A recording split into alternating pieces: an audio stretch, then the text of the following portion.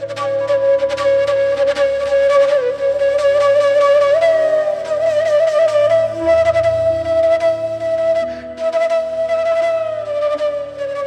ശാന്തി. ഇന്ന് ഏറെ വണ്ടർഫുള്ളായ ഒരു ദിവസമാണ് നമ്മളെ സംബന്ധിച്ചിടത്തോളം.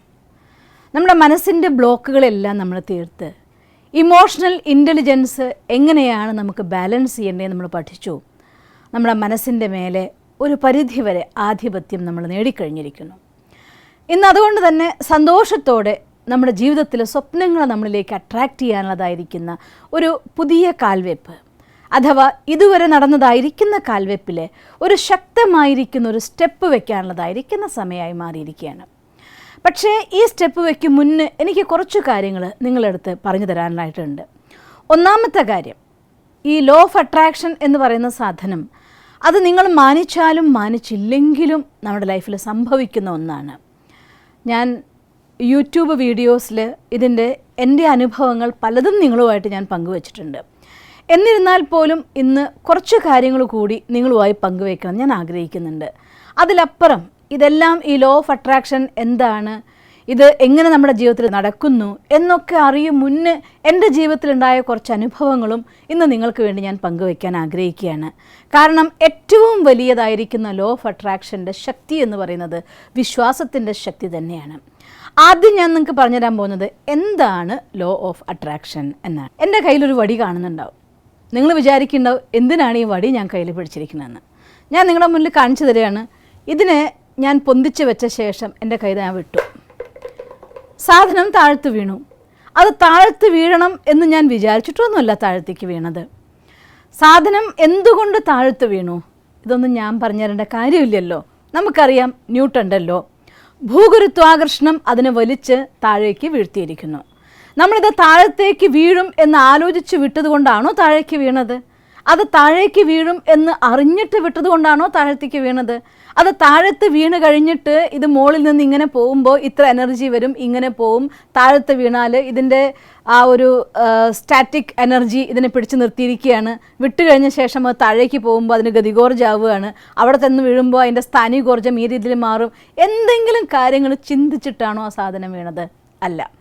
ഓട്ടോമാറ്റിക്കലി ഭൂഗുരുത്വാകർഷണം എന്നൊരു സാധനം ഇവിടെ ഉണ്ട്. അതുകൊണ്ട് ഞാൻ കയ്യിൽ നിന്ന് വിട്ടു, സാധനം താഴേക്ക് പോയി.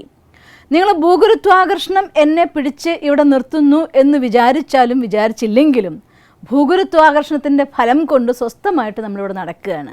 നിങ്ങൾ കുറച്ചു നേരം ഭൂഗുരുത്വാകർഷണം ഉണ്ട് എന്നത് ഞാൻ മറന്നുപോയി എന്ന് കരുതിയിട്ട് ഇവിടെ നിന്ന് പറന്നു പോകാനൊന്നും പോകുന്നില്ല.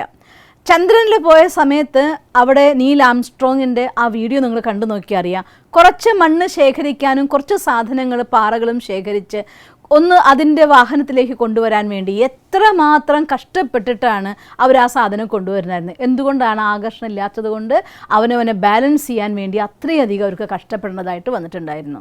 അപ്പോൾ ഭൂഗുരുത്വാകർഷണം ഉള്ളത് കൊണ്ടാണ് ഇവിടെ സ്വസ്ഥമായിട്ട് നമ്മളൊക്കെ ഇങ്ങനെ നടക്കുകയും കാര്യങ്ങൾ ചെയ്യുകയും ചെയ്യുന്നത്.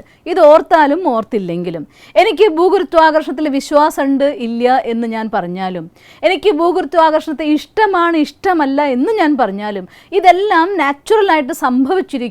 ആരും ഇതിൻ്റെ ബന്ധനത്തിൽ നിന്നും മുക്തരല്ല എന്നതാണ് സത്യം. ദ സെയിം പ്രിൻസിപ്പിളാണ് ലോ ഓഫ് അട്രാക്ഷൻ എന്ന് പറയുന്നത്. നമ്മുടെ മനസ്സിനുള്ളിൽ നിന്ന് ഒരു സങ്കല്പം വരുന്നുണ്ടെങ്കിൽ ഈ ശരീരത്തിൻ്റെയും നമ്മുടെ ജീവിതത്തിൻ്റെയും പ്രവർത്തനത്തെക്കുറിച്ച് നമുക്കൊന്ന് ലോ ഓഫ് അട്രാക്ഷൻ മനസ്സിലാക്കുന്ന സമയത്ത് ഇത് മനസ്സിലാക്കിയേ പറ്റൂ. ഒരു സങ്കല്പം എൻ്റെ മനസ്സിൻ്റെ ഉള്ളിൽ വരുന്നുണ്ടെങ്കിൽ ആ സങ്കല്പത്തിൻ്റെ ആദ്യ പ്രഭാവം ഹൈപ്പോതലാമസിൻ്റെ ആരംഭസ്ഥാനത്ത് നമുക്ക് കാണാം. അവിടെ നിന്ന് ശരീരത്തിൻ്റെ എല്ലാ കോശങ്ങളിലൂടെയും ഊർജ്ജത്തെ പരസ്പരം പങ്കുവെച്ച് ഇത് കാലിൻ്റെ അവസാനത്തെ കോശം വരെ, നമ്മുടെ തലമുടിയുടെ അവസാനത്തറ്റം വരെ, മലയാളത്തിലെ സിമ്പിൾ ഭാഷയിൽ പറഞ്ഞ അടി തൊട്ട് മുടി വരെയുള്ളതായിരിക്കുന്ന എല്ലാ കോശങ്ങളിലേക്കും ഏതാനും സെക്കൻഡ്സ് കൊണ്ട് ആ മെസ്സേജ് അങ്ങ് ട്രാൻസ്ഫർ ചെയ്ത് കഴിഞ്ഞിട്ടുണ്ടായിരിക്കും. ആ മെസ്സേജിൻ്റെ ട്രാൻസ്ഫറിങ്ങിൻ്റെ ആധാരത്തിലാണ് ഞാൻ എൻ്റെ കൈ കൊണ്ട് ഈ കൈയിനെ സ്പർശിച്ചപ്പോൾ ഈ സ്പർശിച്ചു എന്ന് പറഞ്ഞത് അത്രയും ഫാസ്റ്റായിട്ട് ഇവിടെ നിന്ന് ഈ മെസ്സേജ് ഇങ്ങോട്ട് പോയി തിരിച്ചു വന്നതുകൊണ്ടാണ്. അത്രയും ഫാസ്റ്റായിട്ട് ഈ മെസ്സേജ് ഇവിടെ നിന്ന് പോയി ഇങ്ങോട്ട് തിരിച്ചു വരുമ്പോഴാണ് കണ്ടത്. അത്രയും ഫാസ്റ്റായിട്ട് ആ മെസ്സേജ് ഇവിടെ നിന്ന് അങ്ങോട്ടേക്ക് നാവിൽ എത്തിക്കുന്നത് കൊണ്ടാണ് ഞാൻ നിങ്ങളോട് ഇങ്ങനെ സംസാരിക്കുന്നത്.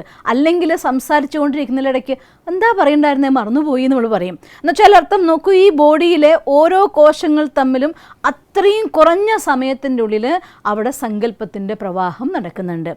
ഈ സങ്കല്പം എന്ന് പറയുന്നത് നമുക്കൊരു ഹാളിൽ നിന്ന് ഓടിയിടുന്ന സമയത്ത് ഒച്ച വെച്ചാൽ, ഉറക്ക ശബ്ദം എടുത്താൽ അത് പല മടങ്ങ് തിരിച്ച് നമ്മളിലേക്ക് വരും പോലെ തന്നെ ഈ സങ്കല്പം എന്ന് പറയുന്ന ഊർജ്ജം അതിനേക്കാൾ ഫാസ്റ്റായിട്ട് യാത്ര ചെയ്യും, അതിനേക്കാൾ വേഗത്തിൽ എല്ലായിടത്തും പോയി സ്പർശിക്കുകയും. ഈ നമ്മൾ വിചാരിക്കും ഞാനിവിടെ ഒറ്റയ്ക്കൊരു മുറിയിൽ നിന്ന് സങ്കല്പിക്കുകയാണ്, ഇതാരറിയാനാണ് എന്ന്. പക്ഷേ ഈ ശരീരത്തിലെ കോശങ്ങളിലൂടെ വൈബ്രേഷൻസ് ആയിക്കൊണ്ട്, ഊർജ്ജമായിക്കൊണ്ട്, എനർജി ആയിക്കൊണ്ട് എൻ്റെ ചുറ്റുമുള്ളതായിരിക്കുന്ന ഈ വായുവിലെല്ലാം മോളിക്യൂൾസ്, ഈ ചുമര്, ഈ പലകകൾ, ഇവിടെ ചുറ്റും ഇരിക്കുന്നതായിരിക്കുന്ന എല്ലാം ഇത് എനർജീനെ വൈബ്രേഷൻ ക്യാച്ച് ചെയ്യുന്നുണ്ട്. ക്യാച്ച് ചെയ്യുക മാത്രമല്ല, അത് നമ്മളിലേക്ക് തിരിച്ച് വരുന്നുണ്ട്. ഇത്തരത്തിൽ നമ്മുടെ ഉള്ളിൽ നിന്ന് പോകുന്നതായിരിക്കുന്ന വൈബ്രേഷൻ അത് പോസിറ്റീവ് ആവാം, നെഗറ്റീവ് ആവാം, വേസ്റ്റ് ആവാം, നെസസറി ആവാം. നമ്മൾ മനസ്സിനെക്കുറിച്ച് പഠിച്ച സമയത്ത് മനസ്സിലാക്കിയല്ലോ നമ്മുടെ 4 ടൈപ്പ് ഓഫ് തോട്ട്സ്. ഏത് ടൈപ്പ് ഓഫ് തോട്ട്സ് ഏത് ഡിഗ്രി ഓഫ് എനർജിയിൽ എൻ്റെ ഉള്ളിൽ നിന്ന് പുറപ്പെടുന്നുണ്ടോ അത് അതുപോലെ തന്നെ എന്നിലേക്ക് തിരിച്ചു വന്നിരിക്കും. അതിനെ മാറ്റാൻ ഒരാളെ കൊണ്ടും സാധ്യമല്ല. ഞാൻ അറിയാതെ അങ്ങനെയൊക്കെ ചിന്തിച്ചു പോയതാണ്. ഇപ്പോൾ എനിക്കിതൊന്ന് മാറണമെന്ന് ആഗ്രഹമുണ്ട് എന്ന് പറയുമ്പോൾ പോലും പലരും അന്ന് ഞാൻ അങ്ങനെയൊക്കെ ആഗ്രഹിച്ചു, ഇപ്പോൾ ഒരിക്കലും എൻ്റെ ലൈഫിൽ വരരുതായിരുന്നു എന്ന് പറയുന്ന പല കാര്യങ്ങളും പലരുടെയും ജീവിതത്തിൽ വന്നതായിട്ട് നമ്മൾ കാണാറും കേൾക്കാറുമുണ്ട്. എൻ്റെ ജീവിതത്തിൽ ഇത് വേണം എന്നൊരു കാലത്ത് ആഗ്രഹിച്ചു, പിന്നെ അത് വേണ്ടാന്ന് വെച്ചു. പക്ഷേ അത് തന്നെത്താൻ വന്നു പോയല്ലോ, ഇനിയിപ്പോൾ എന്ത് ചെയ്യുമെന്ന് വിഷമിക്കുന്ന ആളുകളെ, സന്തോഷിക്കുന്ന ആളുകളെ പല രീതിയിൽ നമ്മൾ കാണാറുണ്ട്. എന്ന് വെച്ചാൽ അർത്ഥം as you think so you become എന്നാണ്. എന്ത് നമ്മൾ ചിന്തിക്കുന്നുണ്ടോ അത് സത്യമായിട്ട് നമ്മുടെ ജീവിതത്തിൽ ഭവിക്കും എന്നുള്ള കാര്യത്തിൽ യാതൊരു സംശയവുമില്ല. പക്ഷേ എന്തുകൊണ്ട് എല്ലാ കാര്യങ്ങളും എപ്പോഴും നടക്കുന്നില്ല? ഞാൻ ഏത് ലെവൽ ഓഫ് എനർജി എൻ്റെ ഉള്ളിൽ നിന്ന് പുറപ്പെടുവിക്കുന്നുണ്ടോ, എത്ര അതിന് ശക്തിയുണ്ട്, ഊർജ്ജമുണ്ട്, അഥവാ അതിൻ്റെ ഫ്രീക്വൻസി ആൻഡ് വേവ് ലെങ്ത്തിൻ്റെ ഡെപ്ത് അനുസരിച്ചാണ് അതെത്ര വേഗം എൻ്റെ അടുത്തേക്ക് വരും, എത്ര സമയം കഴിഞ്ഞിട്ട് എൻ്റെ അടുത്തേക്ക് വരും എന്നൊക്കെ പറയുന്നത്. അതുകൊണ്ട് സ്വാഭാവികമായിട്ടും എൻ്റെ മനസ്സിൻ്റെ ഉള്ളിൽ നിന്നുണ്ടാവുന്ന ചിന്തകൾ എൻ്റെ അടുത്തേക്ക് തിരിച്ചു വരുന്നുള്ള കാര്യത്തിൽ യാതൊരു സംശയവുമില്ല. പക്ഷേ അറിഞ്ഞുകൊണ്ടോ അറിയാതെയോ സംഭവിക്കുന്നതായ എല്ലാ സങ്കല്പങ്ങളും കുറച്ച് സമയം പോസിറ്റീവ് ചിന്തിക്കും, കുറച്ച് സമയം നെഗറ്റീവ് ചിന്തിക്കും, പിന്നെ വേറെ നല്ലത് ചിന്തിക്കും, പിന്നെ മോശം ചിന്തിക്കും, എന്ത് കേൾക്കുന്നു അതിനെക്കുറിച്ച് ചിന്തിക്കും, എന്ത് വായിക്കുന്നു അതിനെക്കുറിച്ച് ചിന്തിക്കും, ആരെങ്കിലും എന്നോട് എന്ത് പറയുന്നു അതിനെക്കുറിച്ച് ഞാൻ ചിന്തിച്ചു പോവും. ഇങ്ങനെ ഈ ഇൻഫോർമേഷൻ നമ്മുടെ ഉള്ളിലേക്ക് സ്വീകരിക്കുന്നതിൽ യാതൊരു രീതിയിലുള്ള ഫിൽറ്ററിങ്ങും ഇല്ല എങ്കിൽ സ്വാഭാവികമായിട്ടും എന്ത് പുറമെന്നൊഴുകുന്നുണ്ടോ അത് നമ്മുടെ ഉള്ളിലൂടെ പ്രതിധ്വനിച്ചുകൊണ്ടിരിക്കുകയും ചെയ്യും. ഒന്ന് ചിന്തിച്ചു നോക്കി, ഈ ലോകത്തിൻ്റെ ഇപ്പോഴത്തെ അവസ്ഥയനുസരിച്ച് നമ്മുടെ ഉള്ളിലേക്ക് ഒഴുകി വരുന്ന 99% നെഗറ്റീവും വേസ്റ്റും ആയതുകൊണ്ട് തന്നെ നമ്മുടെ ഉള്ളിൽ നിന്നുള്ള പ്രൊഡക്ഷനും അതിൻ്റെയൊക്കെ പ്രഭാവത്തിൽ, അതുകൊണ്ട് കഷ്ടിച്ച് ഒരു മനുഷ്യൻ്റെ ഉള്ളിലിതായിരിക്കുന്ന ആന്തരിക വ്യക്തിത്വത്തിൻ്റെ, ആത്മാവിൻ്റെ നന്മയുടെ പ്രഭാവം കൊണ്ട്, ഗുണങ്ങൾ കൊണ്ട് ഉണ്ടാക്കിയതാണ് ഇത് എന്നുള്ളത് കൊണ്ട് തന്നെ ഒരു 5% പോസിറ്റീവ് തോട്ട്സ് ക്രിയേറ്റ് ചെയ്യാൻ പറ്റുന്നുണ്ട്. ബാക്കിയുള്ളതെല്ലാം തന്നെ ഒന്നുകിൽ വേസ്റ്റ് അല്ലെങ്കിൽ നെസസറി അല്ലെങ്കിൽ നെഗറ്റീവ് എന്നുള്ള ലെവലിലേക്ക് മാറിക്കൊണ്ടിരിക്കുകയാണ്. അപ്പോൾ നമ്മുടെ ചിന്തകളെ പോസിറ്റീവാക്കി മാറ്റാൻ നമുക്ക് സാധിച്ചാൽ നമ്മുടെ ജീവിതത്തിൽ എന്ത് നമ്മൾ ആഗ്രഹിക്കുന്നുണ്ടോ അതിന് നേടിയെടുക്കാൻ സാധിക്കും. മറ്റൊരു ഭാഷയിൽ പറഞ്ഞാൽ, ഞാൻ ചിന്തിക്കുമ്പോൾ അതിനനുസരിച്ച് ഈ യൂണിവേഴ്സിൽ, ഈ പ്രപഞ്ചത്തിലെ ഓരോ കോശങ്ങളും അതിൻ്റെ വൈബ്രേഷന് സ്വീകരിച്ചുകൊണ്ട് ആ മെസ്സേജ് വളരെ ഫാസ്റ്റായിട്ട് ഈ വിശ്വത്തിലേക്ക് സ്പ്രെഡ് ചെയ്തുകൊണ്ടിരിക്കുകയാണ്. ഞാൻ ആവശ്യപ്പെടുന്ന സാധനമാണ് യൂണിവേഴ്സ് എനിക്ക് വേണ്ടി തരുന്നത്. ഞാൻ ആവശ്യപ്പെടുന്നതിൽ എനിക്ക് ദുഃഖത്തിൻ്റെയാണ് വൈബ്രേഷൻ കൂടുതലെങ്കിൽ ദുഃഖമാണ് എൻ്റെ ജീവിതത്തിലേക്ക് അട്രാക്റ്റ് ചെയ്യപ്പെടുന്നത്. ഞാൻ എൻ്റെ ഉള്ളിൽ നിന്ന് പോസിറ്റിവിറ്റി ആണെങ്കിൽ പോസിറ്റിവിറ്റിയാണ് അട്രാക്റ്റ് ചെയ്യപ്പെടുന്നത്. ഒരു തുള്ളി നീല മഷിയെടുത്ത് വെള്ളത്തിലിട്ടാൽ ഏതാനും മിനിറ്റുകൾക്കകം നമ്മൾ നോക്കിക്കഴിയുമ്പോൾ ആ വെള്ളം മുഴുവൻ നീല നിറമായി കഴിഞ്ഞിട്ടുണ്ടായിരിക്കും. ഒരു ഡ്രോപ്പാണ് അതിലേക്ക് ഇട്ടത്, എന്നാലും ഒരു ബക്കറ്റ് വെള്ളം അത് നീല നിറമായിട്ടുണ്ടാവും. അതുപോലെ എൻ്റെ ഉള്ളിൽ നിന്ന് പുറപ്പെടുന്നതായിരിക്കുന്ന എനർജി, തോട്ട് എനർജി, അത് പോസിറ്റീവ് ആണെങ്കിലും നെഗറ്റീവ് ആണെങ്കിലും ബക്കറ്റ് വെള്ളത്തിലേക്ക് നിങ്ങൾ സ്പ്രെഡ് ചെയ്യുകയാണ്. ഈ ദേഹമാകുന്ന ബോഡിയിലുള്ളിലെ മജോറിറ്റി ഉള്ളതായിരിക്കുന്ന വെള്ളത്തിലേക്ക് വളരെ ഈസി ആയിട്ട് വൈബ്രേഷൻ ക്യാച്ച് ചെയ്യുന്നതായിരിക്കുന്ന ഒരു തത്വമാണ് വെള്ളം എന്ന് പറയുന്നത്. അതുകൊണ്ടാണ് വെള്ളത്തിൽ ഈ ബോഡിയിൽ എല്ലാ സാധനത്തിനും ഇട്ട് വെച്ച പോലെയാണ്. എന്നുവെച്ചാൽ അർത്ഥം അധികം ഉള്ളത് ഇതിൽ വെള്ളം തന്നെയാണ്. വളരെ ഫാസ്റ്റായിട്ട് എനർജി സ്പ്രെഡാവും, അത് പുറത്തേക്ക് പോവും. 2 മിനിറ്റ് കഴിഞ്ഞിട്ട് ഇങ്ങനെയൊന്നും ചിന്തിക്കരുതായിരുന്നു, ഇങ്ങനെയൊന്നും ഞാൻ പറയരുതായിരുന്നു എന്ന് നിങ്ങൾ വിചാരിക്കുമ്പോഴേക്കും ആ എനർജി എവിടേക്കൊക്കെയോ സ്പ്രെഡായി കഴിഞ്ഞിട്ടുണ്ടായിരിക്കും. പിന്നെ തിരിച്ചു വരുമ്പോൾ അങ്ങനെ വിചാരിച്ചു, പക്ഷെ എനിക്ക് ആ റിസൾട്ട് കിട്ടിയില്ല. കുറച്ച് സമയമൊക്കെ എൻ്റെ മനസ്സിൽ വിഷമം വന്നെങ്കിലും ഞാൻ മാറ്റി ചിന്തിച്ചു, ഞാൻ മാറ്റി പരിശ്രമിച്ചു, ഞാൻ ആരും പറഞ്ഞിട്ടില്ല, ഞാൻ പ്രവർത്തിച്ചിട്ടില്ല, എന്നിട്ടും എൻ്റെ ലൈഫ് അങ്ങനെയായി എന്ന് നമ്മൾ വിഷമിച്ചു പോകുന്നുണ്ടെങ്കിൽ അതിൻ്റെയൊക്കെ ഉത്തരവാദി മറ്റാരുമല്ല, നമ്മൾ തന്നെയാണ്. അതുകൊണ്ട് സങ്കല്പം എന്ന് പറയുന്നതായിട്ടുള്ള ഊർജം, ഈ പ്രപഞ്ചം എന്ന് പറയുന്നതായിട്ടുള്ളതും ഒരു ഊർജം തന്നെയാണ്. ശരിക്കും ഒന്ന് ചിന്തിച്ചു നോക്കിയ ആധ്യാത്മിക ഭാഷയിൽ പറഞ്ഞാൽ ആകാശം, ജലം, വായു, ഭൂമി, അഗ്നി നിറതായിരിക്കുന്ന പഞ്ചഭൂതങ്ങൾ. സയൻസിൻ്റെ ഭാഷയിൽ പറയുകയാണെങ്കിൽ ഇലക്ട്രോൺ, പ്രോട്ടോൺ, ന്യൂട്രോൺ എന്ന് പറയുന്നതായിട്ടുള്ള കണങ്ങൾ. ഈ കണങ്ങൾ കൊണ്ട് നിർമ്മിതമാണ് ഈ ലോകം മുഴുവൻ.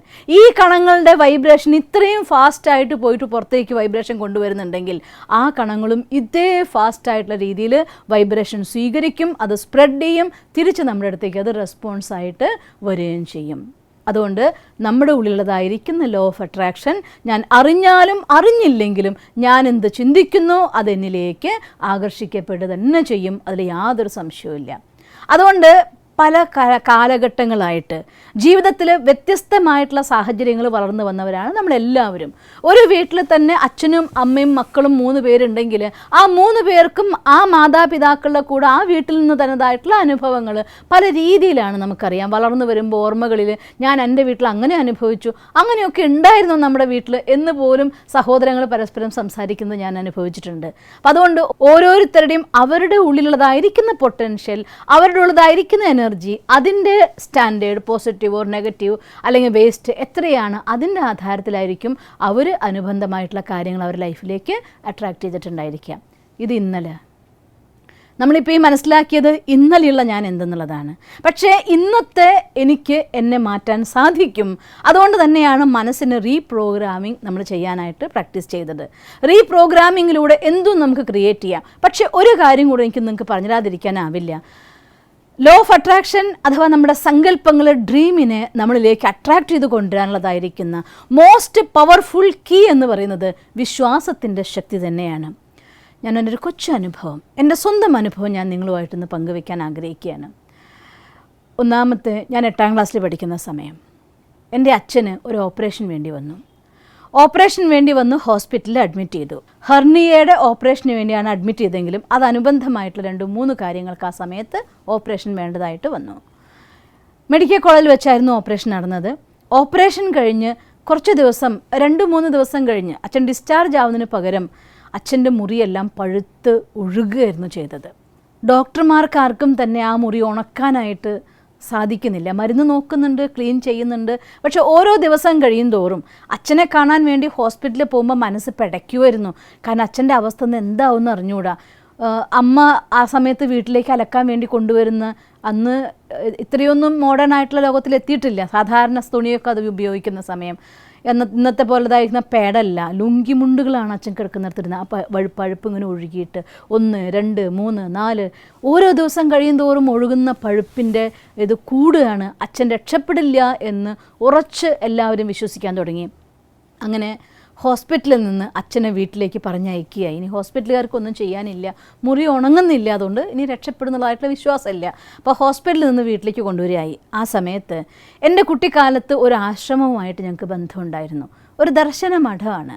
ആ ആശ്രമത്തിൽ അവിടെ ഉള്ളതായിരിക്കുന്ന ദർശനം വരുന്നതായിരിക്കുന്ന മൂർത്തിയിലും അവിടെ വരുന്നതായിരിക്കുന്ന ശക്തിയിലും അന്ന് പൂർണ്ണമായിട്ടുള്ള വിശ്വാസം ഞങ്ങളുടെ വീട്ടിലെല്ലാവർക്കും ഉണ്ടായിരുന്നു, എനിക്കും എൻ്റെ അമ്മയ്ക്കുമൊക്കെ. ഞാൻ എൻ്റെ ജീവിതത്തിൽ കണ്ട വിശ്വാസത്തിൻ്റെ ഏറ്റവും വലിയ മൂർത്തി എന്ന് പറയുന്നത് എൻ്റെ അമ്മ തന്നെയാണ്. ആ സമയത്ത് അമ്മ ആ ദർശനം വരുന്നതായിരിക്കുന്ന സ്ഥലത്ത് പോയി അവരെടുത്ത് സങ്കടം പറഞ്ഞു, കരഞ്ഞു. അപ്പോൾ അവിടെ വന്ന ദർശനത്തിൽ ഒരു മരുന്ന് പറഞ്ഞു തന്നിരുന്നു. അക്യുറേറ്റ് ആയിട്ട് എല്ലാ ഐറ്റംസൊന്നും എനിക്ക് ഓർമ്മയില്ല. ഒരു 10-15 വെറൈറ്റി ആയിരിക്കുന്ന ഇലകളും വേരും പല സാധനങ്ങളുമാണ്. അത് ഇല്ലിക്കൂമ്പ്, അഘോരിയുടെ ഇല, അങ്ങനെയുള്ള പല പച്ചമരുന്നിൻ്റെ ഐറ്റംസ് ഉണ്ട്. ഞങ്ങളെല്ലാവരും കൂടി അന്ന് എൻ്റെ വീട്ടിലെ സിറ്റുവേഷൻ പറഞ്ഞാൽ നിങ്ങൾക്ക് ഞാൻ ഈ പറയുന്നതിൻ്റെ സീരിയസ്നെസ് മനസ്സിലാവും. അച്ഛൻ മരിക്കും എന്ന് വിധി എഴുതിക്കൊണ്ട് ഹോസ്പിറ്റലിൽ നിന്ന് വീട്ടിലേക്ക് പറഞ്ഞയച്ചിരിക്കുകയാണ്. അച്ഛൻ്റെ പെങ്ങന്മാരും അങ്ങനെയുള്ള എല്ലാവരും ഓരോരുത്തരും വീട്ടിൽ വരുന്നു, അയൽപ്പക്കക്കാർ വരുന്നു, ബന്ധുക്കൾ വരുന്നു. എല്ലാവരും അച്ഛനെ കാണുമ്പോഴേക്കും കരയുന്നു. എല്ലാവരുമായിട്ടൊരു നല്ല സാമൂഹ്യ ബന്ധമുള്ള ആളായിരുന്നു അച്ഛൻ. അതുകൊണ്ട് തന്നെ അച്ഛൻ മരിക്കാൻ പോകുന്നു എന്ന് പറഞ്ഞ് കിടക്കുന്ന ഒരാളുടെ അവസ്ഥ ശരിക്കും പറഞ്ഞാൽ അതൊരു പീഡനം പോലെ എനിക്ക് തോന്നാറന്ന്. കാരണം ഓരോരുത്തരും വരും, അച്ഛനെ കാണുമ്പോഴേക്കും അവർ കരയുമ്പോൾ അച്ഛൻ അതിനേക്കാളേറെ വിഷമാവും. മരിക്കാൻ പോകുന്ന ഒരു പേഷ്യൻ്റെ മുന്നിൽ വന്നിട്ട് കരയുമ്പോൾ അവരുടെ അവസ്ഥ നമ്മൾ ഓർക്കുന്നില്ല. അങ്ങനെ കരയും, വിഷമിക്കും, പോവും. ആ സമയത്ത് എൻ്റെ അമ്മയുടെ വിശ്വാസത്തിൻ്റെ ശക്തി ഞാൻ അവിടെയാണ് കണ്ടത്. ഓരോരുത്തരും വരുന്നു, കരയുന്നു, വിഷമിക്കുന്നു, പോകുന്നു, പറഞ്ഞുകൊണ്ടിരിക്കുക. അമ്മ അച്ഛന് അവിടെ നിന്ന് പറഞ്ഞതായിട്ടുള്ള മരുന്നുണ്ടാക്കാൻ വേണ്ടി ഞാനും എൻ്റെ ചേച്ചിമാരും എൻ്റെ അനിയന്മാരും അമ്മയും എല്ലാവരും കൂടി മരുന്നുകൾ 10-16 വെറൈറ്റി മരുന്ന് സംഘടിപ്പിക്കണമായിരുന്നു. നാട്ടും പുറത്ത് കിട്ടുന്നതായിട്ടുള്ള പല വെറൈറ്റി ആയിട്ടുള്ള ഇലകളും സാധനങ്ങളും എല്ലാം സ്വരൂപിച്ച് കൊണ്ടുവന്നു. എണ്ണ കാച്ചി അവിടെ നിന്ന് പറഞ്ഞു തന്നു തുണിയിൽ മുക്കിയിട്ട് ആ എണ്ണ അച്ഛൻ്റെ ആ മുറിവും ഇടാനായിട്ട്. അതിൻ്റെ കോൺട്രഡിക്ഷൻ ഒന്ന് ചിന്തിച്ചു നോക്കിയേ. ഒരു ഭാഗത്ത് ഹോസ്പിറ്റലിൽ നിന്ന് മരുന്ന് വയ്ക്കാൻ മുറിവുമ്മ എണ്ണയാക്കിയാൽ അത് കൂടുതൽ പഴുക്കും എന്നുള്ളതായിരിക്കുന്നതാണ് എല്ലാവരെയും വിചാരം ഇന്നും അന്നും ഒക്കെ. അതുകൊണ്ട് അങ്ങനെ ഒരു മുറിവുമ്മേ എണ്ണ മുക്കി ഇടുക എന്ന് പറയുമ്പോൾ മരണത്തോടടുത്ത് നിൽക്കുന്നതായിരിക്കുന്ന അച്ഛൻ എന്ന് ഹോസ്പിറ്റലിൽ നിന്ന് പറഞ്ഞു വിട്ടിരിക്കുകയാണ്. ഇനി ഹോസ്പിറ്റലിൽ ചികിത്സ ഇല്ല, പറഞ്ഞു വിട്ടു കഴിഞ്ഞു. അങ്ങനെ അതിൽ മുറിവിൽ എണ്ണ മുക്കിയ തുണി ഇടുക എന്ന് പറയുന്നത് അത് ശരിക്കും ആ ഒരു അവസ്ഥയിൽ ഒരു വലിയ ടാസ്ക്കാണ്. പക്ഷേ എൻ്റെ അമ്മയെ സംബന്ധിച്ചിടത്തോളം ഭഗവാൻ എൻ്റെ ജീവിതത്തിൽ എന്നും എനിക്ക് തുണയായിട്ടേ ഉള്ളൂ, ഇന്നും തുണയാവും എന്നതായിരിക്കുന്ന ഉറച്ച വിശ്വാസത്തിൻ്റെ ശക്തി. ഒരു വെള്ള തുണി, സ്ക്വയറായിട്ടുള്ളൊരു തുണി അമ്മ ഒരു മുണ്ടുമെന്ന് കട്ട് ചെയ്തെടുത്തു. അത് എണ്ണയിൽ മുക്കി അതിടാൻ പോകുമ്പോഴത്തേക്കും പലരുടെ ഭാഗത്തുനിന്നും മരിക്കാൻ പോകുന്ന ഭർത്താവിനെ വേഗത്തിൽ കൊല്ലാൻ വേണ്ടിയിട്ടാണല്ലോ ഇവളുടെ ഈ ഒരു ഭക്തി എന്ന് വരെ പറഞ്ഞത് എൻ്റെ ചെവിയിൽ ഇന്നും ആ ശബ്ദം സഹിതം എനിക്കിത് പറയുമ്പോൾ അത് ഓർമ്മ വന്നു പോകും. അതുകൊണ്ട് ആ ഒരു കാര്യം അമ്മ ചെയ്ത് കഴിഞ്ഞ അത് അടുത്ത നിമിഷം മുറി ഉണങ്ങുമൊന്നുമല്ല ഉണ്ടായത്. ഇരട്ടി ശക്തിയായിട്ട് പഴുപ്പൊഴുകി വരാൻ തുടങ്ങി. എല്ലാവരും പ്രാർത്ഥനയോടുകൂടെ കാത്തിക്കുകയാണ്, ഭഗവാനെ അച്ഛനൊന്നും സംഭവിക്കരുത് എന്ന് എല്ലാ മക്കളും ഞങ്ങൾ പ്രാർത്ഥിക്കുന്നുണ്ട്. അമ്മ കണ്ണിന്ന് ധാരധാരയായിട്ട് വെള്ളം ഒഴുകുന്ന രീതിയിൽ ഭഗവാന്റെ മുന്നിൽ നിന്ന് പ്രാർത്ഥിക്കുന്നുണ്ട്. അത് കഴിഞ്ഞ ശേഷം അന്ന് 2ാമത്തെ ദിവസം അച്ഛൻ ബാത്റൂമിൽ നിന്നിട്ട് അമ്മേനെ ഉറക്കെ വിളിക്കുകയാണ്, ഒന്ന് ഓടിവായോ, എൻ്റെ അമ്മയുടെ പേര് രാധ എന്നാണ്, രാധയെ ഒന്ന് ഓടിവാ, എൻ്റെ ഞരമ്പ് പഴുത്ത് പുറത്തേക്ക് ഒഴുകുന്നു എന്ന്. അപ്പോൾ അമ്മ ചെന്നു. ഇത് പിടിച്ച് നോക്കുന്ന സമയത്ത് ഇങ്ങനെ വലിക്കുമ്പോൾ ഇങ്ങോട്ട് വരുന്നുണ്ട്. എടുത്തു നോക്കുമ്പോൾ ഓരോരോ പീസും വരുന്നത് പഞ്ഞിയാണ്. ആ പഞ്ഞി അതിൽ നിന്ന് പൂർണ്ണമായിട്ട് പുറത്ത് വരും വരെ എത്ര കിട്ടുമോ അത്രയ്ക്ക് അമ്മ വലിച്ചുകൊണ്ടിരുന്നു. അത് കഴിഞ്ഞപ്പോൾ ഇത്രത്തോളം പോകുന്നൊരു കെട്ട് പഞ്ഞി അതിൻ്റെ ഉള്ളിൽ നിന്ന് പുറത്തേക്ക് വന്നു. അന്ന് ആ ഒരു ദർശന മഠത്തിൽ പോയപ്പോൾ അവർ പറഞ്ഞിരുന്നു അതിൻ്റെ ഉള്ളിൽ അഴുക്കുണ്ട് ഉണ്ണി, അത് പോയിക്കഴിഞ്ഞാൽ പൊയ്ക്കോളെന്ന് പറഞ്ഞതായിട്ടുള്ള വചനം അത് പൂർണ്ണമായിട്ട് വലിച്ചെടുത്ത് കഴിഞ്ഞ് അത് പോയി കഴിഞ്ഞ് അച്ഛൻ വന്ന് കിടക്കാൻ തുടങ്ങിയപ്പോൾ തൊട്ടിട്ട് പതുക്കെ അതിൻ്റെ ആ പഴുപ്പൊക്കെ പതുക്കെ ഇല്ലാതെയായി. മരിച്ചു എന്ന് ഹോസ്പിറ്റലിൽ നിന്ന് വിധി എഴുതി പറഞ്ഞയച്ച എൻ്റെ വീട്ടിലേക്ക് വിട്ട എൻ്റെ അച്ഛൻ ഏതാനും ആഴ്ചകൾ കഴിഞ്ഞപ്പോൾ 2-3 ആഴ്ച കഴിഞ്ഞപ്പോൾ സ്വസ്ഥമായിട്ട് ജോലിക്ക് പോകാൻ തുടങ്ങി. അച്ഛൻ്റെ ലൈഫ് വീണ്ടും ജീവിതത്തിലേക്ക് തിരിച്ചു വന്നു. ഒരു പുനർജീവനമായിരുന്നു അന്ന് എൻ്റെ അച്ഛൻ്റെ ജീവിതം എന്ന് പറയുന്നത്. ഇതാണ് വിശ്വാസത്തിൻ്റെ ശക്തി. എൻ്റെ അനുഭവത്തിൽ എൻ്റെ ജീവിതത്തിൻ്റെ അനുഭവങ്ങൾ ഞാൻ നിങ്ങളുമായിട്ട് പറയാൻ തുടങ്ങിയാൽ 1 മണിക്കൂറല്ല, ഒരു ദിവസം കഴിഞ്ഞാൽ തീരില്ല. അത്രയും അധികം അനുഭവങ്ങൾ ഞാൻ കണ്ടിട്ടുണ്ട്. വിശ്വാസത്തിൻ്റെ ശക്തി എന്ന് പറയുന്നത് എന്താണെന്ന്. 16, 14, 15 വയസ്സ് വരെ ഒരു ഹോസ്പിറ്റലിൽ നിന്ന് ഒരു ഇഞ്ചക്ഷൻ പോലും എൻ്റെ ശരീരത്തിൽ എനിക്ക് എടുക്കേണ്ടി വന്നിട്ടില്ലായിരുന്നു. കാരണം അവിടെയും പക്കാ ഭക്തിയുടെ ശക്തിയായിരുന്നു പറയാം നമുക്ക്. ഭക്തിയിലെ കൃഷ്ണൻ എന്ന് പറയുന്നത് സർവസ്വവുമായി വിശ്വസിച്ചുകൊണ്ട് കൃഷ്ണനിലായിരുന്നു എൻ്റെ പൂർണ്ണ സമർപ്പണം. ഞാൻ നിങ്ങളടുത്ത് കൃഷ്ണഭക്തനാവാനൊന്നുമല്ല പറയുന്നത് കേട്ടോ, തെറ്റിദ്ധരിക്കേണ്ട. ഓരോരുത്തർക്കും അവനവൻ്റെതായിരിക്കുന്ന വിശ്വാസം ഉണ്ടാവും.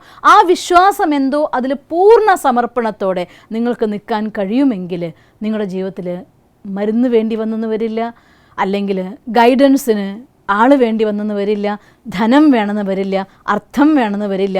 എല്ലാം സമയത്ത് വന്നു ചേരും. അത്രയും മാജിക്കാണ് വിശ്വാസത്തിൻ്റെ ശക്തി എന്ന് പറയുന്നത്. ഒരു പക്ഷേ എൻ്റെ അമ്മയിൽ നിന്ന് പകർന്നു കിട്ടിയ അഥവാ ഞാൻ എൻ്റെ ജീവിതത്തിൽ കണ്ടു വളർന്ന ആ വിശ്വാസത്തിൻ്റെ ശക്തി തന്നെയാണ് എൻ്റെ ജീവിതത്തിന്, എൻ്റെ ലൈഫ് എന്ന് പറയുന്നത്. ഇത്തരത്തിൽ ഞാൻ എന്നും എൻ്റെ ലൈഫിന് ഞാൻ ഡ്രീം ചെയ്യുമ്പോൾ കാണുമായിരുന്നു ഫുൾ സോഷ്യൽ സർവീസ് ആയിരിക്കണം. അതേസമയം കുട്ടിക്കാലത്ത് എനിക്ക് ബ്രഹ്മകുമാരിസിൽ വരും മുന്നേ ഒരു സന്യാസിയാവണം എന്നൊരു വിചാരമൊന്നും എൻ്റെ മനസ്സിലുണ്ടായിരുന്നില്ല.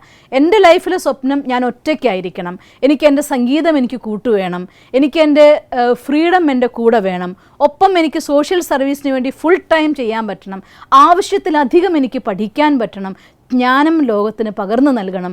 ഏതൊക്കെ മനുഷ്യന്മാർ ദുഃഖവും അശാന്തി അനുഭവിക്കുന്നു അവർക്കൊക്കെ ഒരു താങ്ങാവണം, തണലാവണം. ഇതൊക്കെയായിരുന്നു എൻ്റെ ലൈഫിലെ ഡ്രീം എന്ന് പറയുന്നത്. ആ ഡ്രീം ഞാൻ സ്വന്തമാക്കിയതും ഈ വിശ്വാസത്തിൻ്റെ ശക്തിയിലൂടെ തന്നെയാണ്.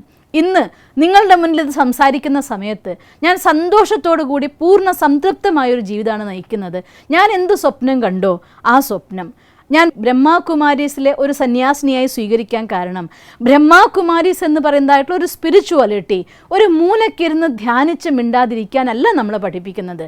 ഈ ലോകത്തിലെ മനുഷ്യന്മാരുടെ മനസ്സിനെ മാറ്റിക്കൊണ്ട് കരയുന്നവരുടെ കണ്ണീരൊപ്പിക്കൊണ്ട് ആയിരക്കണക്കിന് മാതാപിതാക്കളുടെ കണ്ണീരൊപ്പാൻ ഒരു നിമിത്തമാവാൻ വേണ്ടി, നൂറുകണക്കിന് യുവാക്കൾക്ക് വഴികാട്ടിയാവാൻ വേണ്ടി, ഒരുപാട് സഹോദരിമാരുടെ ശക്തിയാകാൻ വേണ്ടി, ലോകത്തിൽ നിന്ന് അധർമ്മത്തെ ഇല്ലാതാക്കിക്കൊണ്ട് ധർമ്മത്തെ പുനഃസ്ഥാപന ചെയ്യാൻ വേണ്ടി പ്രവർത്തിക്കാൻ പഠിപ്പിക്കുന്ന ഓർഗനൈസേഷനാണ് ബ്രഹ്മകുമാരീസ്. അതുകൊണ്ടാണ് ഞാൻ ഈ ഒരു ഈശ്വരീയ വിശ്വവിദ്യാലയത്തിലെ സന്യാസിയാവാൻ സഹർഷം മുന്നോട്ട് വന്നത് തന്നെ. അതുകൊണ്ട് ഡ്രീം എന്ന് പറയുന്നത് നമ്മുടെ വിശ്വാസത്തിൻ്റെ ശക്തിയിൽ നിന്ന് ജനിച്ചു വരുന്ന ഒന്നാണ്. ലോ ഓഫ് അട്രാക്ഷൻ പ്രാക്ടിക്കലാകുന്നത് നമ്മുടെ വിശ്വാസത്തിൻ്റെ ശക്തിയുടെ ആധാരത്തിലാണ്. എൻ്റെ ജീവിതത്തിൽ ഒത്തിരി അനുഭവങ്ങൾ, ഒരു സിമ്പിളായിട്ട് ഉദാഹരണം പറയാം. ഞാൻ കോഴിക്കോട് കോട്ടുളിയിൽ നിന്ന് വെസ്റ്റ് ഹില്ലിലേക്കുള്ള യാത്രയ്ക്കിടയിൽ ടൗണിൽ സെൻറ്റർ വേണം എന്ന് എന്നോട് എല്ലാവരും പറയുമായിരുന്നു. ടൗണിൽ സെൻറ്റർ പറയുമ്പോൾ ഒക്കെ പറയും മഴക്കാലം വന്നാൽ കോഴിക്കോട് വെള്ളക്കെട്ടാണ്, അതുകൊണ്ട് ടൗണിൽ സെൻറ്റർ നോക്കണ്ടെന്ന് കുറേ ആളുകളുടെ അഭിപ്രായം. പക്ഷേ എൻ്റെ മനസ്സിലുണ്ടായിരുന്നു സിറ്റിയിൽ ഒരു സെൻറ്റർ ഉണ്ടെങ്കിലാണ് ആളുകൾക്ക് എളുപ്പത്തിൽ വരാനും ഈ കാര്യങ്ങളൊക്കെ മനസ്സിലാക്കാനും പറ്റുള്ളൂ വേണമെന്ന്. ഞാൻ കോട്ടുളിയിൽ നിന്ന് വെസ്റ്റ് ഹില്ലിലേക്ക് പോകുന്ന സമയത്ത് ഇൻ ബിറ്റ്വീനിൽ ടൗണിലെ ജാഫർ ഖാൻ കോളനിയിൽ ആ സ്ഥലത്തെത്തുമ്പോൾ, ആ ജംഗ്ഷനിലെത്തുമ്പോൾ എൻ്റെ മനസ്സിൽ സങ്കല്പം വരുമായിരുന്നു, ഇത് കുറച്ച് ഉയർന്ന ഭൂമിയാണല്ലോ, ഇവിടെ അങ്ങനെ വെള്ളക്കെട്ടൊന്നും ഇല്ലല്ലോ, എന്നും വെള്ളക്കെട്ടില്ലല്ലോ, പിന്നെ ഇവിടെ വേണം നമ്മുടെ ബ്രഹ്മകുമാരീസിൻ്റെ കോഴിക്കോട് സെൻറ്റർ എന്ന്. ഞാൻ വന്നത് 1998 ഈശ്വര വിശ്വവിദ്യാലയ സമർപ്പണമാവുന്നത്. 99 കോഴിക്കോട് എത്തിച്ചേരുന്നതും ഇത്തരതായിട്ടുള്ള സങ്കല്പം വരുന്നതും. 2008 സ്വന്തം ബിൽഡിംഗ് കോഴിക്കോട്. അന്നത്തെ കാലഘട്ടം ഞാൻ ആ ഹിസ്റ്ററിയിലേക്ക് അധികം പോകുന്നില്ല, പക്ഷേ അന്നത്തെ നമ്മുടെ തോട്ട് പാറ്റേൺ പ്രോപ്പറായിട്ട് ഉപയോഗിക്കാൻ അറിയുന്ന ഒരു മെത്തേഡായിരുന്നില്ല നമുക്ക്. മീൻസ് അറിഞ്ഞാലും അത് പ്രാക്ടിക്കലാക്കാനുള്ള ഒരു ഇൻസൈറ്റ് ഉണ്ടായിരുന്നില്ല. ആ ഇൻസൈറ്റോട് കൂടി ഞങ്ങൾ പ്രവർത്തനം ആരംഭിച്ചു 2008. ആ ഏത് സ്ഥലത്താണോ ഞാൻ ഇവിടെയാണ് ബ്രഹ്മകുമാരീസിൻ്റെ സെൻറ്റർ, നമുക്ക് ഇവിടുത്തെ ഹെഡ് ഓഫീസ് ഉണ്ടാവേണ്ടതെന്ന് നിശ്ചയിച്ചോ അതേ സ്ഥലത്ത് ഇന്ന് ഈ പ്രോഗ്രാം ഷൂട്ട് ചെയ്തുകൊണ്ടിരിക്കുന്നത് ഞങ്ങളുടെ ആ സെൻറ്ററിൽ നിന്നുകൊണ്ടാണ്. ഇനി കൊച്ചു കൊച്ചു കാര്യങ്ങൾ. ഞാൻ കൊയിലാണ്ടിയിൽ നിന്ന് കോഴിക്കോട്ടേക്ക് ബസ്സിൽ വരുമ്പോൾ വെസ്റ്റ് ഹിൽ ചുങ്കം എന്നൊരു സ്ഥലമുണ്ട്. ഞാൻ നിങ്ങളോട് ക്ലിയറായി പറയുന്നത് എൻ്റെ അനുഭവമാണ്, എനിക്ക് ഓപ്പണായി പറയാലോ. അവിടെ ബസ് നിർത്തുന്ന സ്റ്റോപ്പിലൊരു വീടുണ്ടായിരുന്നു. ആ വീട്ടിൽ ഒരു നാടക കമ്പനിയായിരുന്നു നടക്കുന്നുണ്ടായിരുന്നത്. ഒരു ബോർഡ് വെച്ച് ഞാൻ ഇപ്പോഴും ഓർമ്മിക്കും, ചിരിയുടെ തമ്പുരാൻ എന്നൊരു ബോർഡ്. ആ ബോർഡ് കാണുമ്പോൾ ഞാൻ ഓർമ്മിക്കും, പ്രജാപിത ബ്രഹ്മകുമാരീസ് ഈശ്വരീയ വിശ്വവിദ്യാലയം എന്നുള്ള ബോർഡ് ഇവിടെയാണ് സെൻറ്റർ എങ്കിൽ ഇങ്ങനൊരു ബോർഡ് വെച്ചാൽ ഈ വഴിയിൽ പോകുന്ന എല്ലാവർക്കും കാണാൻ പറ്റുമല്ലോ, നോട്ടീസ് വേണ്ട, സേവ നടക്കുമല്ലോ എന്നൊക്കെ ഞാൻ വിചാരിച്ചിരുന്നു. അത് കഴിഞ്ഞ ശേഷം വെസ്റ്റ് ഹില്ലിൽ വീട് മാറുന്ന സമയത്ത് ഒരു ബ്രോക്കർ എനിക്കോട് പറഞ്ഞു, വെസ്റ്റ് ഹിൽ ചുങ്കത്തൊരു വീടുണ്ട്, നമുക്ക് അവിടേക്ക് മാറാമെന്ന്. ഓക്കെ, ഞാൻ സന്തോഷത്തോടു കൂടി ചുങ്കാണല്ലോ നല്ല സ്ഥലം എന്ന് പറഞ്ഞ് വരികയാണ്. എനിക്ക് വന്ന് കാണിച്ചിരുന്നത് അതേ വീട്. അവിടെ സെൻറ്റർ നടത്താൻ തുടങ്ങി കുറച്ച് ദിവസം കഴിഞ്ഞപ്പോൾ ആ സ്റ്റോപ്പിലായതുകൊണ്ട് ബസ്സുകളുടെ ഓടനടി, ശബ്ദശല്യം, ഇത് 2 വീട് മാറി അപ്പുറത്തേക്കായിരുന്നെങ്കിൽ ആ സ്പോട്ടും ആവുമായിരുന്നു, അതേസമയം സൈലൻ്റ് ആവും ഞാൻ ആഗ്രഹിച്ചു. അവിടെ നിന്നൊരു 1 വർഷം കഴിഞ്ഞിട്ടുണ്ടാവും ആ വീട് മാറാൻ തന്നെ ഞങ്ങൾ നിശ്ചയിച്ചു. അപ്പോൾ എന്നോട് ബ്രോക്കർ വന്ന് പറഞ്ഞു, ഇതിൻ്റെ അടുത്തൊരു വീടിൻ്റെ കാണിച്ചു തരാമെന്ന്. ഞാൻ വിചാരിച്ച പോലെ 2 വീട് അപ്പുറത്തുള്ള വീടിൻ്റെ അപ്സ്റ്റേഴ്സിൽ സെൻറ്റർ. അവിടെ 3 വർഷം നടന്നു. അപ്പോൾ വിചാരിച്ചത് അപ്സ്റ്റേഴ്സിലാണ് സെൻറ്റർ, ഡൗൺ സ്റ്റേഴ്സിലേക്കായാൽ നന്നായിരുന്നുവെന്ന്. അതിൻ്റെ അപ്പുറത്തെ വഴിയിൽ ഇങ്ങനെ ഏത് സ്ഥലത്ത് എവിടെ വേണമെന്ന് ആഗ്രഹിച്ചോ അവിടെ സെൻറ്റർ തുറക്കാൻ പറ്റിയിട്ടുണ്ട്. ഇനി ഇങ്ങനെ ഞാൻ നിങ്ങളോട് എൻ്റെ അനുഭവം പറയാൻ തുടങ്ങിയാൽ അതങ്ങനെ അങ്ങ് എത്ര സമയം പറഞ്ഞാൽ തീരുമെന്ന് എനിക്കറിയില്ല. എന്തായാലും എൻ്റെ അനുഭവം ഞാൻ നിങ്ങളോട് പങ്കുവെക്കാൻ കാരണം ഇതെല്ലാം ഞാൻ എല്ലാവരോടും പറഞ്ഞ അനുഭവമല്ല. എന്തായാലും നിങ്ങൾ ട്രെയിനിങ് എന്നിൽ നിന്ന് വേണം എന്നാഗ്രഹിച്ചതായിരിക്കുന്ന സഹോദരങ്ങളായതുകൊണ്ട് നിങ്ങൾക്ക് വേണ്ടി ഞാൻ പറഞ്ഞു തരികയാണ്. ഒരിക്കലും ആരൊക്കെ തന്നെ നിങ്ങളുടെ അടുത്ത് ഇതെല്ലാം ഫേക്കാണെന്ന് പറഞ്ഞാലും, ഇതൊന്നും നമ്മളെക്കൊണ്ട് നടക്കില്ല എന്ന് പറഞ്ഞാലും, എത്ര തന്നെ നിങ്ങളുടെ മുന്നിൽ തടസ്സങ്ങൾ നിരത്തി വെച്ചാലും, നിങ്ങൾ ഉറച്ച് വിശ്വസിക്കുന്നുണ്ട് ഇത് എന്നെക്കൊണ്ട് സാധിക്കും എന്ന് നിങ്ങൾ വിചാരിക്കുന്നുണ്ടെങ്കിൽ ഈ ലോകത്ത് നടക്കാത്തതായിരിക്കുന്ന ഒരു കാര്യങ്ങളുമില്ല. Under condition. എന്താണ് കണ്ടീഷൻ? നമ്മുടെ മറ്റൊരാളുടെ ജീവിതത്തിൽ പലപ്പോഴും ഞാൻ ഈ ലോ ഓഫ് അട്രാക്ഷൻ്റെ ക്ലാസ്സസുമായിട്ട് മുന്നോട്ട് പോയപ്പോൾ ഉണ്ടായ അനുഭവത്തിൻ്റെ ആധാരത്തിലാണ് നിങ്ങളോട് പറയുന്നത്. എനിക്കൊരു പെൺകുട്ടീനെ ഇഷ്ടമാണ്, അല്ലെങ്കിൽ എനിക്കൊരു ആൺകുട്ടീനെ ഇഷ്ടമാണ്. ആ ആൺകുട്ടിക്ക് എന്നോട് ഇഷ്ടമല്ല, ആ പെൺകുട്ടിക്ക് എന്നോട് ഇഷ്ടമോ താല്പര്യമോ ഇല്ല. അവരെ എനിക്ക് സ്വന്തമാക്കിയേ പറ്റൂ എന്ന് വിചാരിച്ചുകൊണ്ട് ലോ ഓഫ് അട്രാക്ഷൻ ഉപയോഗിക്കുക, അതിനുവേണ്ടി പരിശ്രമിക്കുക. ഇത്തരം ഒരു പ്രിൻസിപ്പിളിനോടും ദയവ് ചെയ്ത് പോയേക്കരുത്. കാരണം ജീവിതം ഒരാഴ്ചയിലെ പ്രോഗ്രാം അല്ല. ഒരാഴ്ചയിലെ പ്രോഗ്രാം ആണെങ്കിൽ ഒരാഴ്ച കഴിഞ്ഞാൽ ബൈ ബൈ പറഞ്ഞാൽ നമുക്ക് പോരാം. അത്തരത്തിൽ സ്വന്തമാക്കിയ പലരും പലപ്പോഴും മാസങ്ങൾ കൊണ്ട് ജീവിതം ഒരു പ്രോഗ്രാമാക്കി മാറ്റി തിരിച്ചടിച്ച് ഇനി ഡൈവോഴ്സിന് എന്താ വേണ്ടേ എന്ന് നോക്കുന്ന പലരെയും ഞാൻ കാണാം. അപ്പോൾ അതുകൊണ്ട് ഡ്രീം എന്ന് പറയുന്ന കാര്യം സെലക്ട് ചെയ്യുന്ന സമയത്ത് നമ്മുടെ ജീവിതത്തെ മുന്നിൽ കണ്ടുകൊണ്ട് വേണം ഒരു ഡ്രീം ഉണ്ടാക്കാനായിട്ട്. നിങ്ങളുടെ ജീവിത സഖിയെ തിരഞ്ഞെടുക്കണോ, അല്ലെങ്കിൽ നിങ്ങളുടെ ഫ്രണ്ടിനെ വേണോ, ബിസിനസ് പാർട്ട്ണർ വേണോ, എന്തിനും നിങ്ങൾക്ക് ഉപയോഗിക്കേണ്ടെന്നൊന്നും ഞാൻ ഒരിക്കലും പറയുന്നില്ല. പക്ഷേ കണ്ടീഷൻ എന്താണെന്ന് വെച്ചാൽ, ഞാൻ ഒരു വ്യക്തിയെ എൻ്റെ ജീവിതത്തിൻ്റെ ഭാഗമാക്കിക്കൊണ്ട് തിരഞ്ഞെടുക്കുമ്പോൾ അതൊരു 4 ദിവസത്തെ പ്രോഗ്രാം അല്ല എന്നുള്ള കാര്യത്തെക്കുറിച്ച് പൂർണ്ണമായിട്ടുള്ള ബോധ്യം നമുക്കുണ്ടായിരിക്കണം. ഇല്ലെങ്കിൽ ഇത് പിന്നീട് പശ്ചാത്തപിക്കേണ്ടി വരും.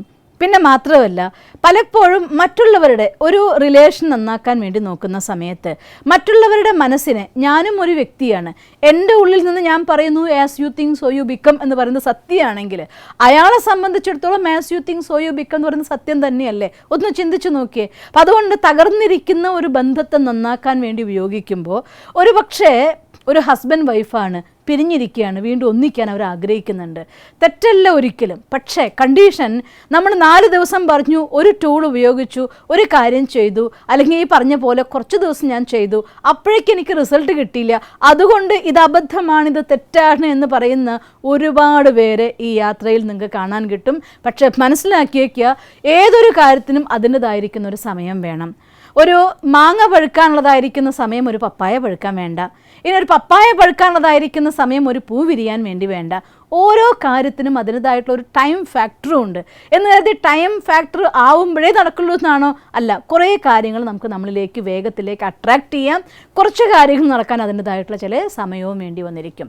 അതുകൊണ്ട് ഒരു വിഭ്രാന്തിയുടെ ലോകത്ത്, ഒരു മായിക ലോകത്തേക്ക്, അല്ലെങ്കിൽ ഒരു സ്വപ്ന ലോകത്തിലേക്ക് നിങ്ങളെ പറഞ്ഞയച്ചിട്ട് നിങ്ങളുടെ എല്ലാ ഡ്രീമിനെയും ഉണർത്തി ഇതെല്ലാം നിങ്ങളിതാ സ്വന്തമാക്കിയിട്ടോ എന്ന് പറഞ്ഞ് നിങ്ങളെ പറ്റിക്കാൻ, വിശ്വാസത്തിനെ വഞ്ചിക്കാനോ ഞാൻ ഒരിക്കലും തയ്യാറല്ല. അതുകൊണ്ട് റിയാലിറ്റിയുടെ ആധാരത്തിൽ നിന്നുകൊണ്ട് വേണം എപ്പോഴും നമ്മുടെ ഡ്രീംസിനെ തയ്യാറാക്കാൻ. ഞാൻ മെയിനായിട്ട് ഇതുകൊണ്ട് എയിം ചെയ്യുന്നത്, നിങ്ങളുടെ ജീവിതം സഫലമാവണമെന്നുണ്ടെങ്കിൽ നമ്മൾ ഈ ഭൂമിയിൽ ജീവിച്ചു വന്നതായിരിക്കുന്ന ഒരു ഉദ്ദേശം ഉണ്ടായിരിക്കും. ഓരോ ജന്മത്തിനും ഒരു ഉദ്ദേശമുണ്ട്. അതുകൊണ്ടാണ് ഈ ലോകത്തെ എല്ലാ മനുഷ്യന്മാരും ഒരിക്കലും ഒരുപോലെ അല്ലല്ലോ. ഒന്ന് ചിന്തിച്ചു നോക്കിയേ, എല്ലാ വ്യക്തിത്വങ്ങളും ഒരുപോലെയല്ല. അതുകൊണ്ട് നമ്മളെന്ന് പറയുന്നത് you are the unique personality in the world എന്ന്. നിങ്ങളെപ്പോലെ ചിന്തിക്കുന്ന, നിങ്ങളെപ്പോലെ പ്രവർത്തിക്കുന്ന, നിങ്ങളെപ്പോലെ ഇഷ്ടങ്ങളുള്ള അനിഷ്ടങ്ങളുള്ള നിങ്ങളൊരു കോപ്പി അത് നിങ്ങൾ എവിടെയും കാണാറില്ല. തീർച്ചയായിട്ടും ഉണ്ടായിരിക്കും സിമിലാരിറ്റി, പക്ഷെ നിങ്ങളുടെ കോപ്പി ഒരിക്കലും ആയിക്കൊള്ളുന്നില്ല. അതുകൊണ്ട് നമ്മുടെ മറ്റൊരാളെ കോപ്പിയാക്കാതെ എൻ്റെ ഉള്ളിലതായിരിക്കുന്ന ടാലൻ്റ് എന്താണ്, എനിക്ക് ഭഗവാൻ തന്നതായിരിക്കുന്ന വരദാനമായിരിക്കുന്ന ആ വിശേഷത എന്താണ്, എൻ്റെ സ്പെഷ്യാലിറ്റി എന്താണ്, എന്തിനെ എയിം ചെയ്തിട്ടാണ് ഞാൻ വന്നിരിക്കുന്നത്, അതെങ്ങനെ തിരിച്ചറിയാം? ഒരു സിമ്പിളായിട്ടുള്ള കാര്യം, ഏതൊരു കാര്യം ചെയ്യുമ്പോഴാണോ 8 മണിക്കൂറിലധികം പ്രവർത്തിക്കേണ്ടി വന്നിട്ടും പൂർണ്ണമായിരിക്കുന്ന ഇൻട്രസ്റ്റോടെ, അതേ ഉത്സാഹത്തോടെ, അതേ ഉന്മേഷത്തോടെ, അതേ അക്ഷീണമായിരിക്കുന്ന രീതിയിൽ മുന്നോട്ട് പോകാൻ നിങ്ങൾക്ക് സാധിക്കുന്നു, അതാണ് നിങ്ങളുടെ പാഷൻ, അതാണ് നിങ്ങളുടെ ടാലൻറ്റ്, അതാണ് നിങ്ങൾക്ക് ഭഗവാൻ തന്നതായിരിക്കുന്ന വരദാനം. ആ വരദാനത്തിനെ പരിപോഷിപ്പിച്ചുകൊണ്ട് ജീവിതത്തിൽ ശക്തമായി മുന്നോട്ട് പോകാനായി ജീവിക്കാൻ ഈ ഭൂമിയിലേക്ക് വന്നിരിക്കുന്നത്, ഈ ഭൂമിയിൽ നിങ്ങൾ ജീവിച്ചു പോയി എന്നതിൻ്റെ അടയാളം പതിപ്പിക്കാനാണ്. നടന്നുപോയ കാലടികളിലൂടെ 4 ആൾക്ക് നടക്കാൻ സാധിക്കുന്ന വിധം ജീവിക്കാനാണ്. അത്തരത്തിൽ വിജയിയായിരിക്കുന്ന പലരും മരിക്കുമ്പോൾ ആളുകൾ പറയും, അവർ പോയോ, ഓ കഴിച്ചിലായി എന്ന് പറയും. ചിലർ പോകുമ്പോൾ അയ്യോ ഈ നഷ്ടം നമുക്ക് താങ്ങാനാവില്ലല്ലോ എന്ന് പറയും. അതുകൊണ്ട് ജീവിച്ചവസാനിപ്പിക്കുന്നുവെങ്കിൽ നമ്മളുടെ അസാന്നിധ്യം കൊണ്ട് നമ്മൾ ഈ ലോകത്തിനോട് വിട പറയുമ്പോൾ അവർ ഞങ്ങൾക്ക് വേണമായിരുന്നു എന്ന് ഈശ്വരനോട് പ്രാർത്ഥിക്കണം. ആ രീതിയിലൊരു ജീവിതം കെട്ടുയർത്താനാണ് ലോ ഓഫ് അട്രാക്ഷൻ അഥവാ ഡ്രീം നമ്മൾ ക്രിയേറ്റ് ചെയ്യേണ്ടത്. അതുകൊണ്ട് ലോ ഓഫ് അട്രാക്ഷൻ്റെ അടുത്ത സ്റ്റെപ്പ് എന്ന് വെച്ചാൽ അർത്ഥം, എങ്ങനെയാണ് എൻ്റെ ഡ്രീം ക്രിയേറ്റ് ചെയ്യേണ്ടത്, അതിനുവേണ്ടി എന്തൊക്കെയാണ് സ്റ്റെപ്പ്, അത് നമുക്ക് അടുത്ത ക്ലാസ്സിൽ കാണാം. ഇന്നെന്തായാലും നമ്മുടെ വിശ്വാസത്തിൻ്റെ ശക്തി ഉണർത്താൻ വേണ്ടി നമ്മുടെ ഉള്ളിൽ ഞാൻ ആരെന്ന് നമ്മൾ മനസ്സിലാക്കി ആ സുപ്രീമായിരിക്കുന്ന പവറുമായിട്ടുള്ള ആ ലിങ്കിലൂടെ എല്ലാ ശക്തികളും ഉണർത്തിയെടുക്കാൻ വേണ്ടി 5 മിനിറ്റ് സമയം നമുക്ക് മെഡിറ്റേറ്റ് ചെയ്യാം. ഓം ശാന്തി. ഓം ശാന്തി. നിങ്ങളുടെ മുറിയിൽ ധ്യാനം ചെയ്യാൻ ഉപയോഗിക്കുന്ന സ്ഥലത്ത് സ്വസ്ഥമായിരുന്നാലും, ഒന്നുകിൽ തറയിൽ വിരിച്ച വിരിപ്പിൽ അഥവാ കസേരയിൽ ശ്രദ്ധിക്കണം. കൈകൾ കാലുകളിൽ വിശ്രമിക്കുന്ന രീതിയിൽ കമഴ്ത്തി വച്ചിരിക്കണം. നട്ടെല്ല് നിവർന്നിരിക്കണം. കണ്ണുകൾ അർദ്ധനിമീലിത നേത്രങ്ങളായിക്കൊണ്ട് ഏതെങ്കിലും ഒരു സ്ഥാനത്തുടക്കി വയ്ക്കണം. അഥവാ നിങ്ങൾക്കതിൽ ശ്രദ്ധ കുറയുന്നു എന്ന് തോന്നുന്നുവെങ്കിൽ കണ്ണടയ്ക്കാവുന്നതുമാണ്, കുഴപ്പമില്ല. പക്ഷെ ഉറങ്ങാതിരിക്കാൻ ശ്രദ്ധിക്കണമെന്ന് മാത്രം.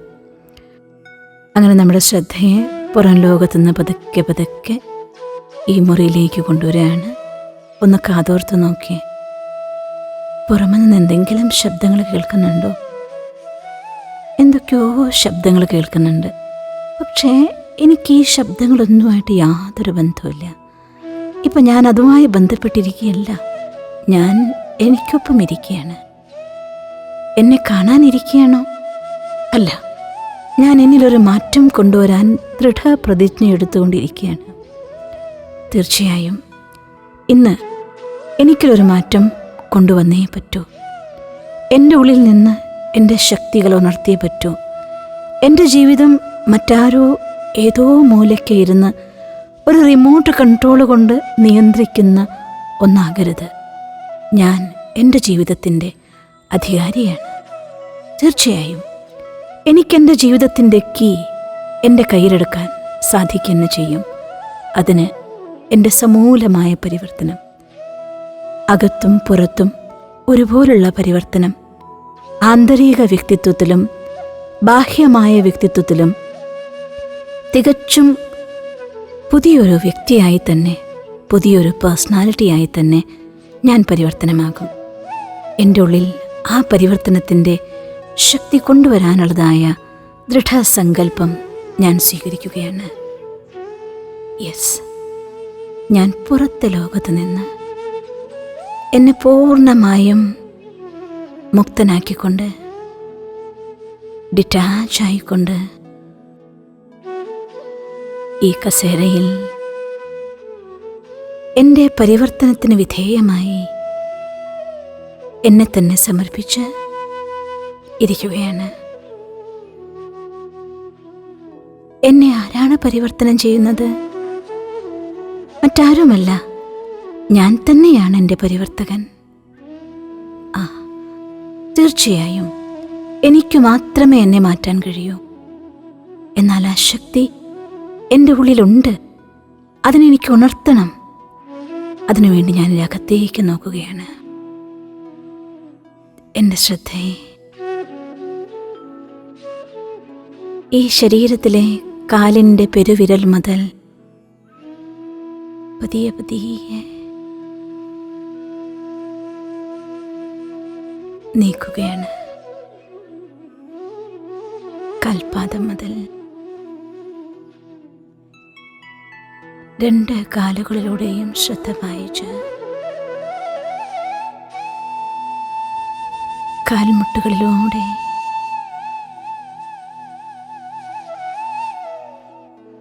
തുടകളിലൂടെ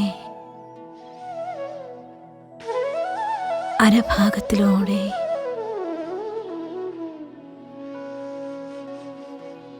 വയറും നെഞ്ചും ഷോൾഡറും പുറവുമെല്ലാം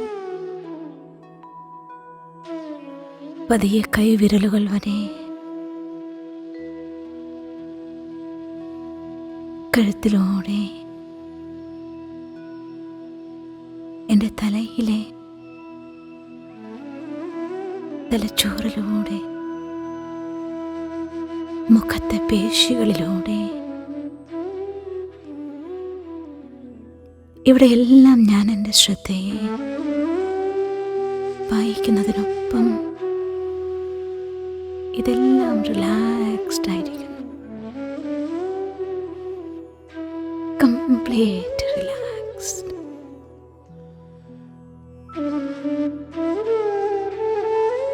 പതിയെ ഞാൻ എൻ്റെ ശ്വാസോച്ഛ്വാസത്തിലേക്ക് ശ്രദ്ധയെ കൊണ്ടുവരുന്നു. പ്രാണവായു അകത്തേക്കും പുറത്തേക്കും പ്രവഹിക്കുന്നു.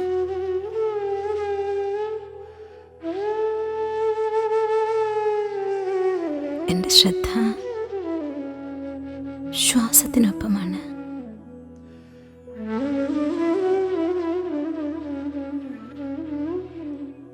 പതിയെ പതിയെ എൻ്റെ ശ്വാസം വളരെ മന്ദഗതിയിലായിരിക്കുന്നു.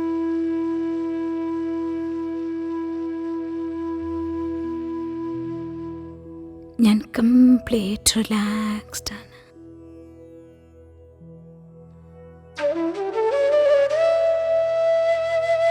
ഇപ്പോഴെൻ്റെ ശ്രദ്ധയെ ഭ്രൂമധ്യത്തിലേക്ക് കൊണ്ടുവരുന്നു.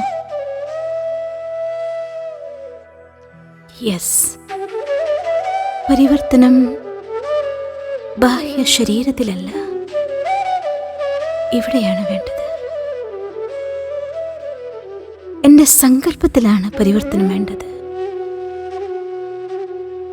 എൻ്റെ സമീപനത്തിലാണ് പരിവർത്തനം വേണ്ടത്.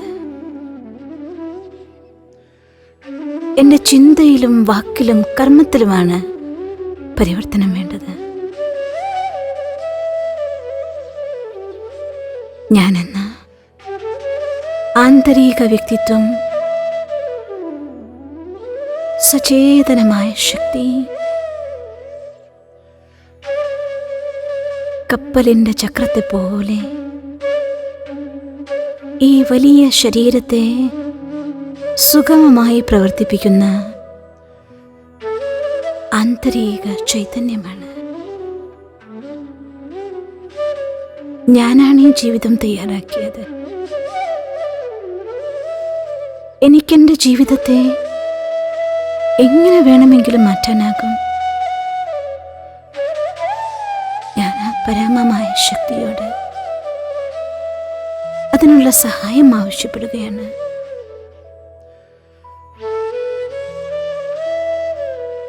The Supreme Light.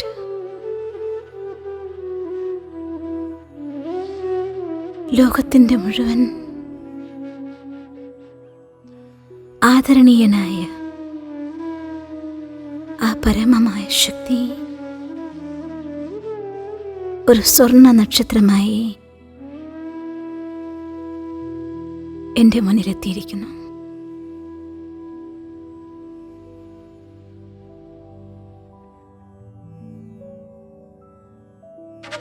ശീതളമായ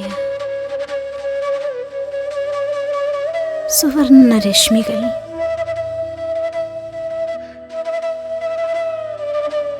എൻ്റെ ശിരസ്സിലൂടെ അകത്തേക്ക് പ്രവേശിച്ച്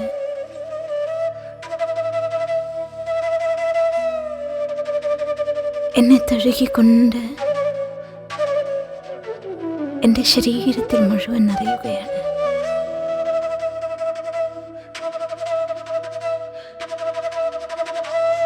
നീ മഹാനാണ്,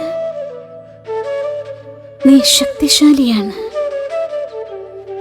ഈ സ്വർണ്ണ കിരണങ്ങൾ എനിക്ക് തരുന്ന സന്ദേശം ഇതാണ്. യെസ്, ഞാൻ മഹാൻ തന്നെയാണ്, ഞാൻ ശക്തിശാലിയാണ്. എൻ്റെ ജീവിതത്തെ മാറ്റാനുള്ള ശക്തി തീർച്ചയായും എനിക്കുണ്ട്. എൻ്റെ ജീവിതത്തിലെ എല്ലാ പ്രതിസന്ധികളും എനിക്ക് മുന്നോട്ട് കുതിക്കാനുള്ള ചവിട്ടുപടികൾ മാത്രമാണ്. ഞാൻ ഇവയിൽ നിന്നെല്ലാം തന്നെ എനിക്ക് വേണ്ട പാഠം പഠിച്ച് കുതിച്ചുയരുന്നതാണ്. എൻ്റെ ജീവിതത്തെ മാറ്റിമറിക്കാനുള്ള ശക്തി അതെൻ്റെ ഉള്ളിൽ തന്നെയാണ്. എൻ്റെ ഉള്ളിൽ നിന്നും അതിശക്തമായ സുവർണ്ണ കിരണങ്ങൾ എൻ്റെ ജീവിതത്തിൻ്റെ എല്ലാ വഴികളിലേക്കും പ്രവഹിക്കുന്നു. Yes, I can do it. Yes, I can change it. Yes, I can achieve it. I am successful. I am successful. I can do it. I can change myself. ഞാൻ ആ സുവർണ്ണ കിരണങ്ങളെ എൻ്റെ ശക്തിയായി എന്നിലേക്ക് ആഹ്വാനം ചെയ്യുകയാണ്. ഞാൻ എന്നെ തന്നെ പരിവർത്തനം ചെയ്യുമെന്ന് എന്നോട് പ്രതിജ്ഞയെടുക്കുകയാണ്. എൻ്റെ ആന്തരിക ശക്തികൾ ഉണർന്നിരിക്കുന്നു.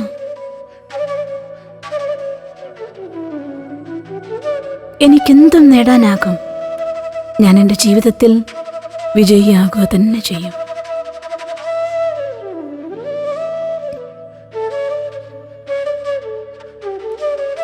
അടുത്ത നിമിഷം നിങ്ങൾ നിർത്തരുത്.